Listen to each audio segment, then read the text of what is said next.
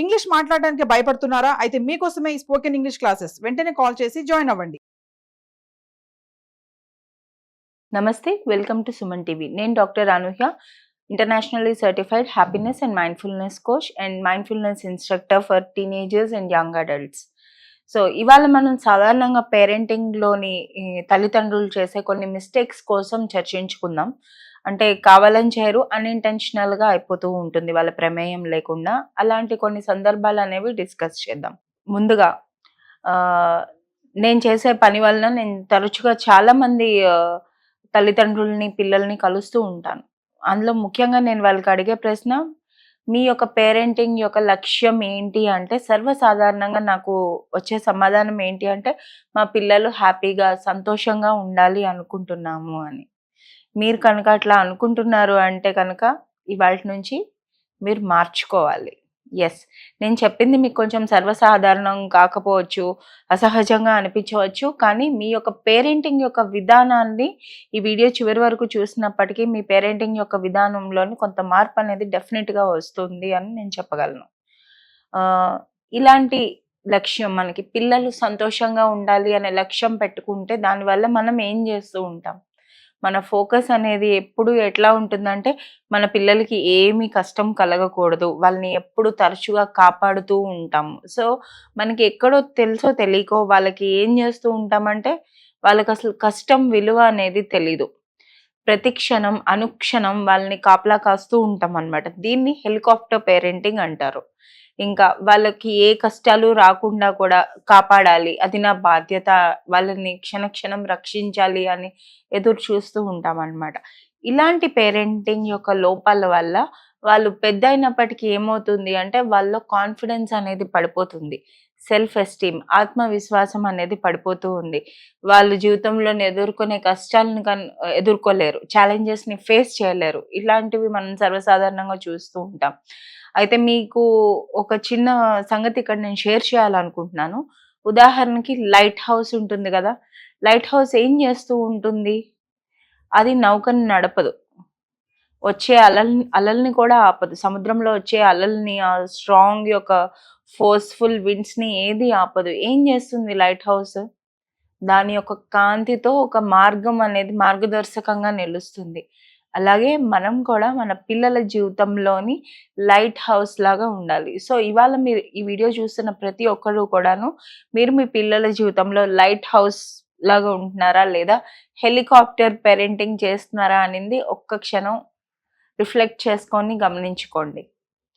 దీనివల్ల ఏంటి అంటే, మనం ముందు తెలుసుకున్నాం ఏమవుతుంది ఇలా హెలికాప్టర్ పేరెంటింగ్ చేయటం వల్ల అని. అదేవిధంగా లైట్ హౌస్ పేరెంటింగ్ చేయడం వల్ల ఏమవుతుంది అనేది తెలుసుకుందాం. మీ పిల్లల్లోని స్వతహాగా వాళ్ళ యొక్క ప్రాబ్లమ్స్ వాళ్ళకి ఫేస్ చేసే శక్తి అనేది వస్తుంది. సో వాళ్ళు కాన్ఫిడెంట్గా తయారవుతారు. వాళ్ళ లైఫ్లో ఎలాంటి ఈ ఛాలెంజెస్ ఫేస్ చేసినా కూడాను వాళ్ళకి మళ్ళీ తిరిగి లేచి పైకి వెళ్ళటం అనేది వస్తుంది. ఈ విధంగా రెసిలియన్స్ అనేది డెవలప్ అవుతూ ఉంటుంది. థర్డ్, వాళ్ళ యొక్క సమస్యలను వాళ్ళే సాల్వ్ చేసుకోవటం వల్ల ఏంటి అంటే, వాళ్ళలో ప్రాబ్లమ్ సాల్వింగ్ స్కిల్స్ అనేవి చాలా ఏర్పడతాయి.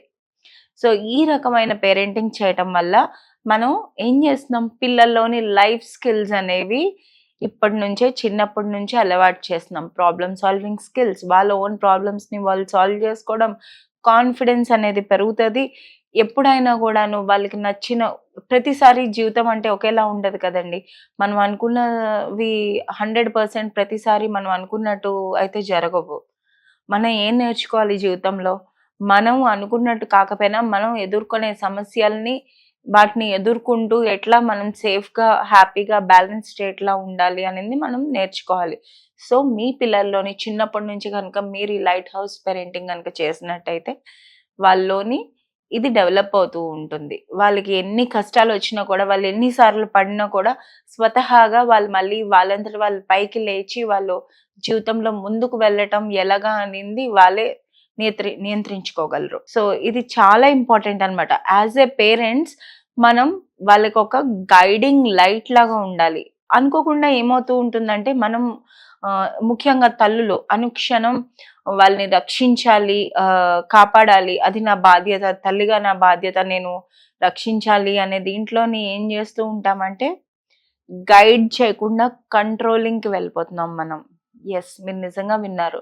సో ప్రతి అనుక్షణం వాళ్ళు వేసుకున్న బట్టల దగ్గర నుంచి కూడాను మీ డెసిషన్స్ చెప్పటం, అండ్ ఇంకా ఏం చేస్తూ ఉంటామంటే వాళ్ళకి ఇంకా ప్రాబ్లం వచ్చిందో లేదో, ఇంకా ఇలా వచ్చిన వెంటనే ఇమీడియట్ గా మీ యొక్క సలహాలను చెప్పేయటం, మీ యొక్క సొల్యూషన్స్ ని ఇచ్చేయటం, ఇట్లాంటివన్నీ చేస్తూ ఉంటాం సాధారణంగా. సో ఇలాంటివన్నీ కనుక మనం కొంచెం నియంత్రించుకున్నట్టయితే పిల్లల్లోని ఈ ఎసెన్షియల్ లైఫ్ స్కిల్స్ అనేవి బాగా డెవలప్ అవుతాయి. ఇంకా మనం ఏం చేయొచ్చు, కంట్రోల్ చేసుకోవాలంటే మనకి ఇన్ని సంవత్సరాల నుంచి అలవాటు అయిపోయింది కదా, మనం ఎలాగ మార్పు తెచ్చుకోవాలి అనేది ఇప్పుడు చర్చించుకుందాం. ఫస్ట్ మీకు ఎప్పుడైనా కూడా అలాగ లోపల నుంచి నా పిల్లో లేకపోతే నా పిల్లోడు ఇబ్బందిలో ఉన్నాడు, నేను వెళ్ళి వాళ్ళని కాపాడాలి అన్న ఫీలింగ్ వచ్చిన వెంటనే ఫస్ట్ మీరు ఒక పాజ్ తీసుకోవాలి. మీరు కొన్ని డీప్ బ్రెత్స్ తీసుకొని, ఎస్ నేను ఒక సేఫ్ స్పేస్ని ఇస్తున్నాను ఎదగడానికి, నేను ఇక్కడే ఉన్నాను, కానీ వాడంతట వాడే సాల్వ్ చేసుకునే ఇది రావాలి అని ముందుగా మీకు మీరు చెప్పుకోవటం, ముందు మీ ఎమోషన్స్ని మీరు కంట్రోల్ చేసుకోవాలి. రెండవది, మనం ఒక సేఫ్ స్పేస్ అనేది ప్రొవైడ్ చేయాలన్నమాట. ఎలా ప్రొవైడ్ చేస్తాము, పిల్లలకి మనం సొల్యూషన్స్ ఇవ్వకుండాను మీరు అడిగే క్వశ్చన్స్ని విధానం అన్ని మార్చచ్చు. ఎలాంటి క్వశ్చన్స్ అడగచ్చు అంటే, ఇప్పుడు నువ్వు ఏం చేయాలనుకుంటున్నావు, కరెక్టే, నీకు ఇప్పుడు ప్రాబ్లం వచ్చింది, దీని నుంచి నువ్వు బయటపడాలి అంటే ఏం చేస్తే బయటపడగలవు అనుకుంటున్నావు, లేదా ఏం చేయొచ్చు దీని తర్వాత. సో ఈ కోణంలోని మనం కనుక ప్రశ్నలు అడిగితే వాళ్ళలోని థింకింగ్ స్కిల్స్ కూడా డెవలప్ అవుతాయి. సో వాళ్ళంతటి వాళ్ళే ఆలోచించుకొని ఎలాగా బయటకు పడాలి అని ప్రాబ్లమ్ సాల్వింగ్ స్కిల్స్ అనేవి అలా ఇంప్రూవ్ అవుతాయి అన్నమాట. ఇంకా మోడల్ చేయాలి మీరు ఆ బిహేవియర్. పిల్లలు సాధారణంగా చెప్పిన దానికన్నా మీరు చేసింది చూసి నేర్చుకుంటారు. సో మీరేం చేయొచ్చు మీ పిల్లలతోని, మీ చిన్నతనంలో ఫేస్ చేసినవి కానీ, లేదా గడిచిన వారంలో కానీ, లేదా పలానా ఆ రోజున మీరు ఫేస్ చేసిన స్ట్రగుల్స్ ఏంటి, వాటి నుంచి మీరు ఎలా బయటపడగలిగారు, మీరు యొక్క చూపించిన ఆత్మస్థైర్యం ఎలాంటిది అనేది డిస్కస్ చేయటం వల్ల, కామ్గా వాళ్ళతో కూర్చొని డిస్కస్ చేయటం వల్ల వాళ్ళు కూడా మీరు చెప్పిన కథలు విని వాళ్ళు తెలుసుకుంటారనమాట. ఓహో ఇలాగా మా అమ్మ కూడా ఇట్లానే చేస్తుంది, మా నాన్న కూడా ఇట్లానే చేస్తున్నాడు, నేను కూడా ఇట్లా చేయగలను అని వాళ్ళలో కొంత ఆత్మస్థైర్యం అనేది నింపుతుంది. అండ్ వాళ్ళు ముందుకి అడుగు అనేది వేయగలరు. సో ఈ విధంగా మీరు లైట్ హౌస్ పేరెంటింగ్గా ఉన్నట్టయితే కనుక జీవితంలోని మీ పిల్లలు ముందుకి సాగినప్పుడు ఇంకా కాన్ఫిడెంట్గా, రెసిలియంట్గా తయారవుతారు. Thank you.